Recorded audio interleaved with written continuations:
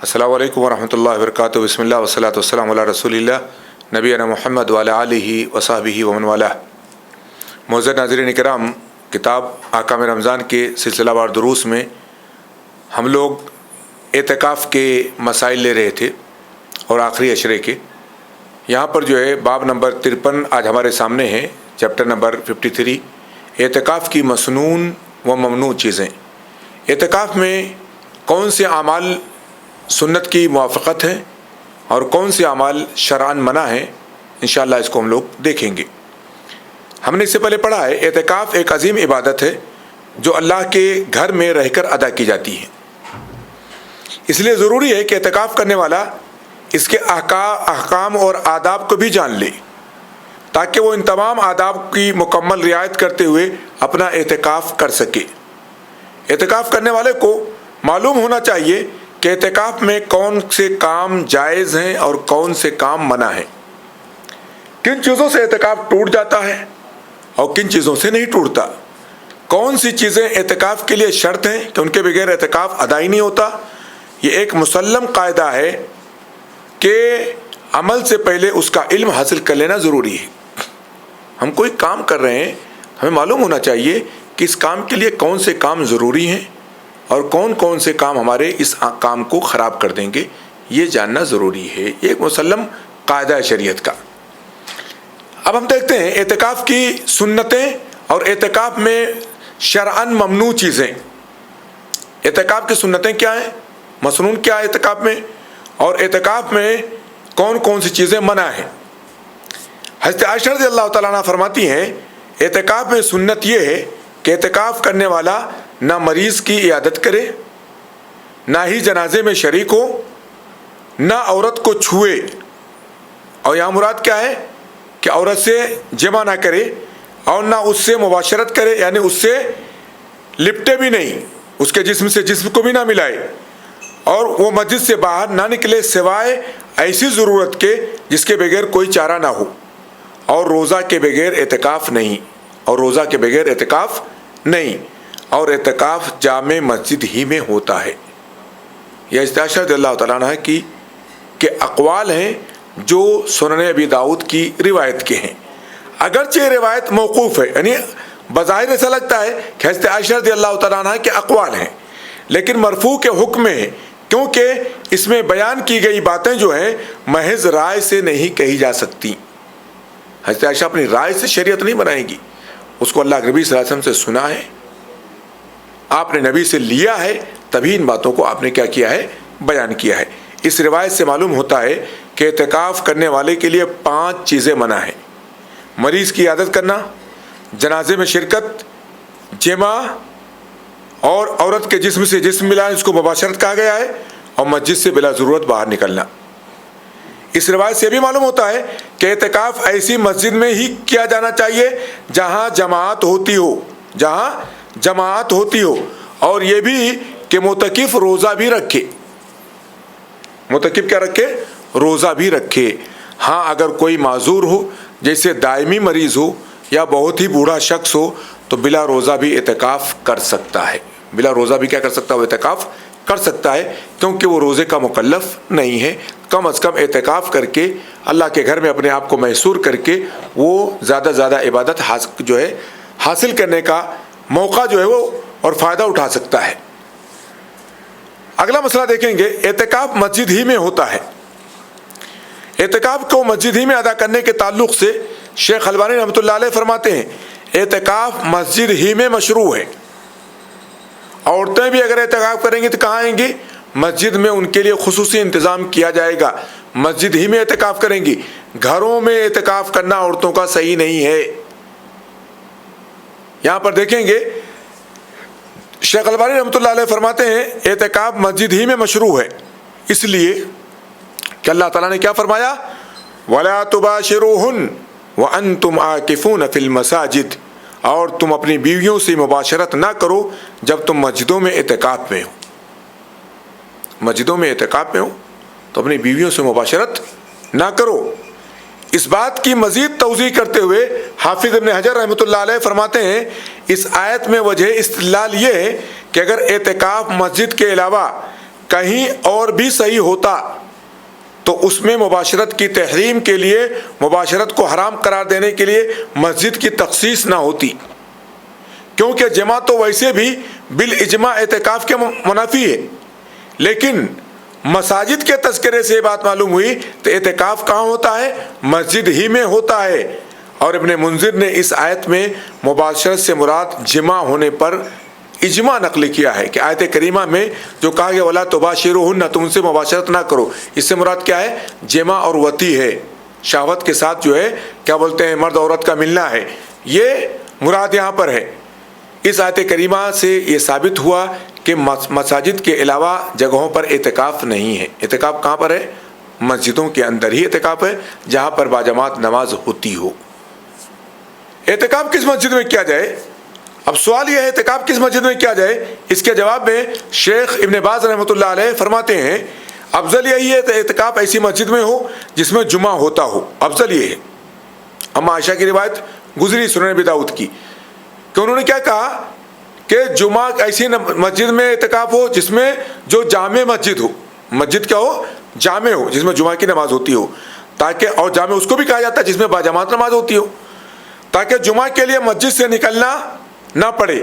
لیکن اگر کسی نے ایسی مسجد میں اعتکاف کیا جس میں جمعہ نہیں ہوتا تب بھی کوئی حرج نہیں۔ جب جمعہ آئے تو معتکف جمعہ کے لیے باہر نکل سکتا ہے اور اس مسجد میں جا سکتا ہے جہاں پر جمعہ کی نماز ہو رہی ہے۔ اگلا مسئلہ ہے صرف ضروری حاجت کے لیے مسجد سے باہر نکلنا۔ صرف ضروری حاجت کے لیے مسجد سے کیا کرنا؟ باہر نکلنا۔ اعتکاف کرنے والوں کے لیے ضروری ہے کہ وہ مسجد ہی میں رہیں۔ اعتکاف جو کر رہے ہیں ان کے لیے ضروری کیا ہے؟ کہ مسجد ہی میں رہیں، مسجد سے باہر بلا ضرورت نہ نکلیں۔ البتہ وضو کرنا ہے اگر اس کے لیے مسجد کے باہر جانا ہے، غسل کرنا ہے، پیشاب پیخانہ کرنا ہے، جیسی ضرورتوں اور حاجات کے لیے مسجد سے باہر جا سکتا ہے۔ کیونکہ یہ ضروریات زندگی ہیں یا حاجات ہیں۔ یہ عائشہ رضی اللہ تعالیٰ عنہ فرماتی ہیں اللہ کے رسول صلی اللہ علیہ وسلم جب اعتکاف فرماتے تو بشری حاجت کے علاوہ، انسانی ضرورت کے علاوہ، پیشاب پیخانہ یا غسل وغیرہ کے علاوہ کسی اور کام کے لیے مسجد کے باہر نہ نکلتے۔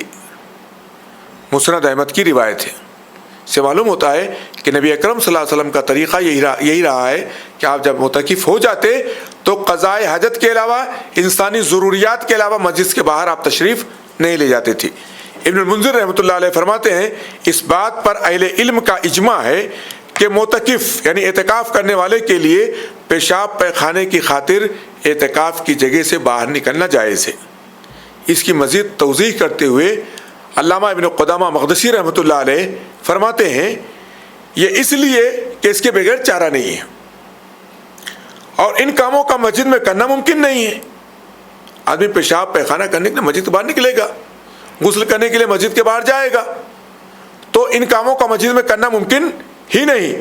اگر ان کاموں کے لیے نکلنے سے اعتکاف باطل ہو جاتا تو کسی کا بھی اعتکاف صحیح نہیں ہوتا، کیونکہ نبی کریم صلی اللہ علیہ وسلم بھی اعتکاف کرتے تھے اور یہ بات معلوم ہے کہ آپ قضاء حاجت کے لیے باہر نکلتے تھے۔ مزید فرماتے ہیں ابن قدامہ مقدسی رحمۃ اللہ علیہ اس معنی میں کھانے پینے کی بھی ضرورت بھی ہے۔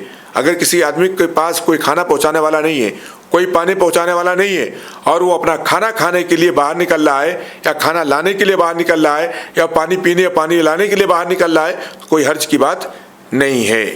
جب اعتکاف کرنے والے کے پاس کوئی ایسا شخص موجود نہ ہو جو اس کے لیے کھانے پینے کا سامان لے آئے تو اس کے لیے جائز ہے کہ ضرورت پڑنے پر وہ خود ہی باہر نکلے اور کھا کر کے آ جائے، چاہے اپنا کھانا لے کر کے آ جائے اگر یہاں پر کھانے کی اور پینے کی اور کیا بولتے ہیں اجازت موجود ہے تو۔ یہ ساری جو ہے ضروریات انسانی میں شامل ہیں اور معتکف کے لیے اتنا کرنا جائز ہے۔ مریض کی عادت کا کیا مسئلہ ہے؟ اپنی بنیادی ضرورتوں کے لیے بوقت ضرورت باہر جانا تو ٹھیک ہے، لیکن معتکف کے لیے، اعتکاف کرنے والے کے لیے اس بات کی اجازت نہیں ہے کہ وہ کسی مریض کی عادت کے لیے جائے۔ ہاں اگر وہ اپنی کسی ضرورت کے لیے باہر نکلے اور کوئی مریض راستے میں مل جائے تو بغیر رکے اس مریض کی خبرگیری کر سکتا ہے، اس میں کوئی حرج نہیں ہے۔ آپ باہر ضرورت کے لیے جا رہے تھے، کوئی بیمار دکھائی پڑ گیا, کوئی بزرگ آدمی مل گیا, آپ نے سلام کیا, حال چال پوچھ لیا, پتہ لگا مجھے آپ کی طبیعت خراب تھی, اب کیسے ہیں, الحمدللہ, چلتے ہوئے, اس کے لیے رکنے کی اجازت نہیں ہے. عمرہ رضی اللہ تعالیٰ عنہ فرماتی ہیں کہ حضرت عائشہ رضی اللہ تعالیٰ عنہ جب اعتکاف میں ہوتی اور اعتکاف کی حالت میں کسی ضرورت کے لیے اپنے گھر سے نکلتی تو اگر کوئی مریض راستے میں مل جاتا تو اس سے چلتے چلتے اس کا حال دریافت کر لیتی, لیکن ٹھہرتی نہیں تھی. حضرت عائشہ رضی اللہ تعالیٰ عنہ کا یہ معمول تھا. اس سے معلوم ہوتا ہے کہ سنت یہی ہے کہ اگر آپ باہر ضرورت سے نکلے ہیں, معتکف ہیں آپ, اعتکاف کیے ہوئے کہیں, اور آپ ضرورت کے لیے باہر نکلے ہیں, کوئی مریض آپ کو مل جاتا ہے, علیک سلیک کے بعد آپ اس کا حال چال پوچھتے ہوئے نکل جائیں, اس کے لیے ٹھہرے نہیں. یہ روایت مصنف عبدالرزاق کی ہے اور مصنف ابن ابی شیبہ کی ہے. حضرت عائشہ رضی اللہ تعالیٰ عنہ خود فرماتی ہیں میں کسی ضرورت سے گھر میں داخل ہوتی اور اگر گھر میں مریض ہوتا تو رک کر بات کرنے کی بجائے چلتے ہی چلتے اس سے اس کا حال دریافت کر لیتی. صحیح مسلم کی روایت ہے. اس سے یہ بھی ثابت ہوتا ہے کہ اما عائشہ رضی اللہ تعالیٰ عنہ اعتکاف کہاں کرتی تھی؟ مسجد کے اندر اعتکاف کرتی تھی, گھر میں اعتکاف نہیں کرتی تھی. اس سے یہ بات بھی ہمیں سمجھنا چاہیے, جیسا کہ اعتکاف کے بارے میں ہم لوگ پڑھ چکے ہیں. اگلا مسئلہ ہے غسل کے لیے باہر جانا. اگر معتکف کو غسل وغیرہ کی حاجت ہو اور مسجد میں اس کا انتظام نہ ہو تو معتکف گھر جا کر بھی غسل کر کے آ سکتا ہے, لیکن یہ بات ملحوظ رہے کہ اس کے لیے واجب غسل کے علاوہ معتکف سے باہر نکلنے کی اجازت نہیں ہے. اگر غسل واجب کرنا ہے تو بھی جا سکتا ہے, اگر غسل واجب نہیں ہے تو مسجد سے باہر اس کو نہیں نکلنا ہے. اما عائشہ رضی اللہ تعالیٰ عنہ فرماتی ہیں اللہ کے رسول صلی اللہ علیہ وسلم جب اعتکاف میں ہوتے تو واقعی ضرورت کے بغیر, جو انسانی ضرورت ہوتی ہے اس کے بغیر ہرگز گھر میں داخل نہیں ہوتے تھے. صحیح بخاری سے مسلم کی روایت ہے. اس سے معلوم ہوتا ہے کہ اعتکاف ایک ایسا عمل ہے کہ دنیا داری ہمیں اس پہ ترک کرنی ہے, اور ہمیں شدت کی ضرورت ہے, سخت انسانی ضرورت ہے, تبھی اپنے گھر میں داخل ہونا ہے یا باہر نکلنا ہے, ورنہ اپنے معتکف سے باہر نہیں نکلنا یا مسجد چھوڑ کر کے میں باہر نہیں جانا ہے. اگلا مسئلہ ہے جماع سے اعتکاف ٹوٹ جاتا ہے. اگر کوئی آدمی اپنی بیوی سے ہمبستری کر لے تو اعتکاف اس کا باطل ہو جائے گا اور اس کو نئے سرے سے پھر سے اعتکاف کی نیت کرنی پڑے گی. یہ بات ہم شروع ہی سے پڑھ چکے ہیں کہ حالت اعتکاف میں جماع حرام ہے. قرآن کریم میں بھی اس سے صاف منع کر دیا گیا ہے وَلَا تُبَاشِرُوهُنَّ وَأَنْتُمْ عَاكِفُونَ فِي الْمَسَاجِدِ. جب مسجدوں میں اعتکاف کر رہے ہو تو اپنی بیویوں سے جماع نہ کرو. اس لیے اگر اعتکاف کرنے والا جماع کر بیٹھے تو اس کا اعتکاف ٹوٹ جاتا ہے, اس کا اعتکاف باطل ہو جاتا ہے. اب وہ معتکف نہیں رہ جائے گا الا ہے کہ پھر سے وہ توبہ کرے اور نئے سرے سے کیا کرے, وہ نیت کرے. ابن عباس رضی اللہ تعالیٰ عنہ فرماتے ہیں جب معتکف جمع کر بیٹھے تو اس نے اپنا اعتکاف باطل کر لیا اور اسے پھر سے اعتکاف کرنا پڑے گا, اسے پھر سے اعتکاف کرنا پڑے گا. مصنف ابن ابی شیبہ کی یہ روایت ہے. اعتکاف کے لیے مسجد میں خیمے لگانا. خیمہ ٹینٹ کو اور تمبو کو بولا جاتا ہے, اور خیمہ سے مراد جو ہے یا تو مستقل خیمہ لگا دے اگر جگہ ہے مسجد کے اندر تو, کہ آپ کا مستقل چھوٹا سا گھر ہے جس میں آپ سکونت اختیار کرتے ہیں, اس میں رہ کر کے عبادت کرتے ہیں, لوگ آئیں جائیں اس سے آپ کو فرق نہیں پڑتا ہے, بس آپ جماعت میں شریک ہوتے ہیں پھر اپنے معتکف میں آ جاتے ہیں. یا یہ کہ وہ پردے کا اہتمام کر لے. یہاں پر کہتے ہیں اعتکاف کرنے والے کے لیے یہ بھی مسنون ہے کہ اپنے لیے مسجد میں خیمہ لگائے تاکہ یکسوئی کے ساتھ اور اخلاص کے ساتھ اللہ کی عبادت میں مشغول ہو سکے. اما عائشہ رضی اللہ تعالیٰ عنہ فرماتی ہیں نبی اکرم صلی اللہ علیہ وسلم رمضان کے آخری عشرے میں اعتکاف کیا کرتے تھے. میں آپ کے لیے مسجد میں ایک خیمہ لگا دیتی. کون کہتا ہے؟ اما عائشہ رضی اللہ تعالیٰ عنہ. میں آپ کے لیے مسجد میں ایک خیمہ لگا دیتی اور آپ صبح کی نماز صبح پڑھ کر اس میں چلے جاتے تھے. یعنی 21ویں روزے کو 21ویں رات کے شام سے آپ متکم نہیں آتے, آپ رات میں جاگتے مسجد کے اندر, لیکن نماز فجر پڑھنے کے بعد آپ اپنے معتکف میں چلے جاتے تھے. صحیح بخاری صحیح مسلم کی روایت ہے. اس سے معلوم ہوتا ہے کہ اعتکاف کرنے والا جب اپنی جگہ مستقل مسجد میں بنائے گا تو مغرب ہی کے بعد اس میں نہیں چھپنا ہے 21ویں رات سے, بلکہ 21ویں کے دن سے اس کو اپنے مخیم کا استعمال کرنا چاہیے. بقیہ رات میں وہ یوں ہی مسجد میں جاگے گا, 21ویں کی رات لوگوں کے ساتھ جو ہے عبادت میں مصروف رہے گا. لیکن خیمہ لگانا اعتکاف کے لیے شرط نہیں ہے بلکہ مستحب یا مسنون ہے۔ اس لیے ڈاکٹر فضل الرحمان مدنی رحمۃ اللہ علیہ فرماتے ہیں اگر گنجائش ہو تو کسی کپڑے یا چٹائی کا مسجد میں حجرہ بنا کر، حجرہ یعنی چھوٹا کمرہ بنا کر اس میں اعتکاف کرنا چاہیے، لیکن کسی بنا پر اگر کوئی پردہ یا حجرہ نہ بنا سکے تو اس کے بغیر بھی وہ مسجد میں اعتکاف میں بیٹھ سکتا ہے۔ پردے کا مقصد یہ ہے کہ اعتکاف کرنے والا اس میں گوشہ نشین ہو کر تنہائی میں رہ کر دل جمعی سے عبادت کر سکے، یہ مقصد ہوا کرتا ہے اس کا۔ اگر مساجد کے اندر اس کا اہتمام نہیں ہے یا یہ کرنا ممکن نہیں ہے یا اس کی اجازت نہیں ہے تو آپ جا کر کے اعتکاف کی نیت کر کے مسجد میں داخل ہو جائیے اور لوگوں کے ساتھ رہیے، اسی میں آپ جو ہے کھلے عام سوئیے، کوئی دقت کی بات نہیں ہے۔ تو اور آپ جو ہے ہمیشہ مسجد کے اندر جو ہے اپنے آپ کو قائم رکھیے تو یہ اعتکاف ہو جائے گا۔ یہ اعتکاف کے لیے حجرہ بنانا یا کیا بولتے ہیں خیمہ لگانا، ٹینٹ لگانا یہ واجب و ضروری کام نہیں ہے بلکہ مسنون و مستحب ہے۔ اگلا مسئلہ ہمارے سامنے ہے اعتکاف میں مکمل خاموشی اختیار کرنا کیسا ہے؟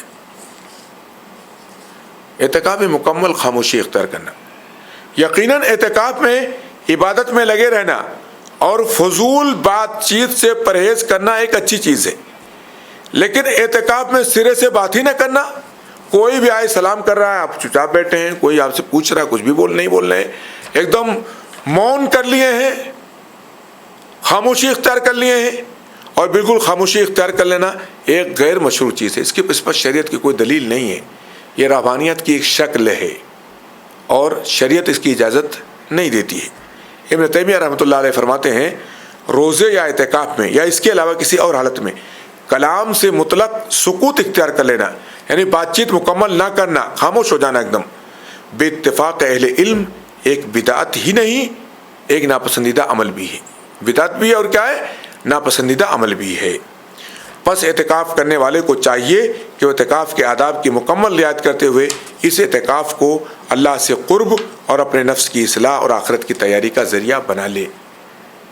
بات چیت بند کرنا یہ اعتکاف نہیں ہے، بات چیت کرے، اگر کوئی آپ سے مسئلے مسائل پوچھ رہا ہے، آپ کسی سے پوچھ رہے ہیں، آپ پڑھ رہے ہیں، کسی کچھ علمی باتیں سنا رہے ہیں، یہ چیزیں آپ کر سکتے ہیں، کوئی حرج کی بات نہیں ہے، اور یہ چیزیں کرنا جو ہے مشروع ہے۔ اگر آپ عالم ہیں تو آپ درس بھی دے سکتے ہیں اعتکاف میں رہتے ہوئے، کوئی حرج کی بات نہیں، کیونکہ یہ علم کا لینا ہے اور علم کا دینا ہے، سب چیزیں جو ہے جائز ہوں گے اعتکاف کے اندر۔ اللہ تعالیٰ ان مسائل کو سمجھنے کی اور ان کو اپنی زندگی میں برتنے کی توفیق بخشے۔